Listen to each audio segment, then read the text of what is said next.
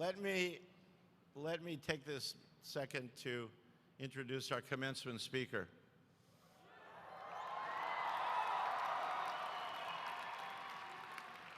It truly is a privilege to have Elon Musk join us today.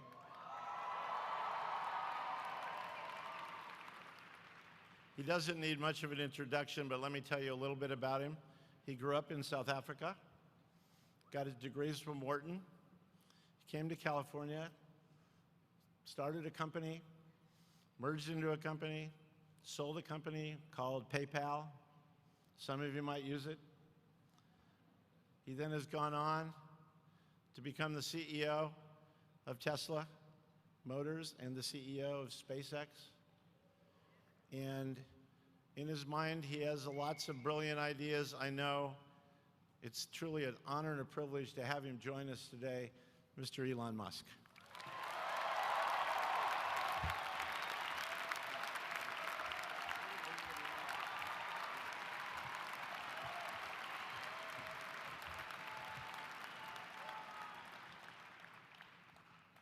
All right, thank you. So I've got about apparently 5 or 6 minutes to say the most useful things I can think of. I'm going to do my best. It was suggested that I distill things down to three items. I think I'll go with 4, and I'll try. I think these are pretty important ones. Some of them are going to sound like, well, you've heard it before, but it's worth re-emphasizing. I think the first is you need to work, depending upon how well you want to do, and particularly if you're starting a company, you need to work super hard. So what does super hard mean? Well, when my brother and I were starting our first company, instead of getting an apartment, we just rented a small office and we slept on the couch. And we showered at the YMCA, and we're so hard up we had just one computer. So the website was up during the day, and I was coding at night. 7 days a week, all the time. And I sort of briefly had a girlfriend in that period, and in order to be with me, she had to sleep in the office. So work hard, like, every waking hour. That's the thing I would say, particularly if you're starting a company. And I mean, if you do simple math, say like, okay, if somebody else is working 50 hours and you're working 100, you'll get twice as much done in the course of a year as the other company. The other thing I'd say is that if you're creating a company or if you're joining a company, the most important thing is to attract great people. So either join a group that's amazing that you really respect, or if you're building a company, you've got to gather great people. I mean, all a company is a group of people that have gathered together to create a product or service. And so depending upon how talented and hardworking that group is, and the degree to which they are focused cohesively in a good direction, that will determine the success of the company. So do everything you can to gather great people if you're creating a company. Then I'd say focus on signal over noise. A lot of companies get confused. They spend money on things that don't actually make the product better. So, for example, at Tesla, we've never spent any money on advertising.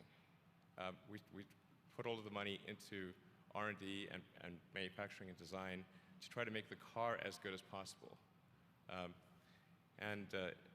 think that's the way to go. So, for any given company, just can keep thinking about, are these efforts that people are expending, are they resulting in a better product or service? And if they're not, stop those efforts.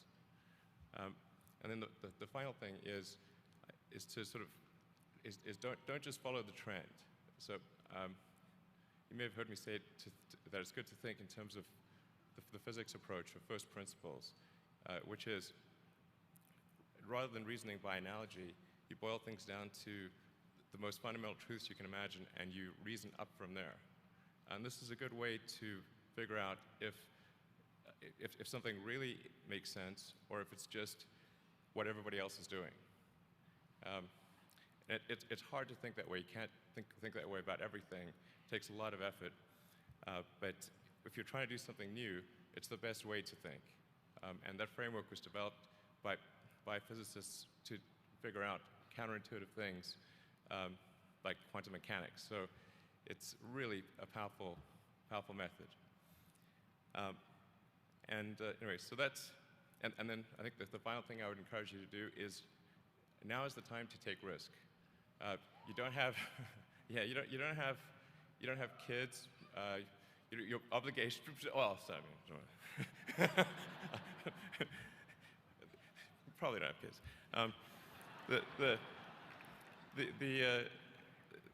But as you get older, your obligations increase. So and once you have a family, you start taking risk not just for yourself, but for your family as well. It gets much harder to do things that might not work out. So now is the time to do that before you have those obligations. So I would encourage you to take risks now. Do something bold. You won't regret it. Thank you.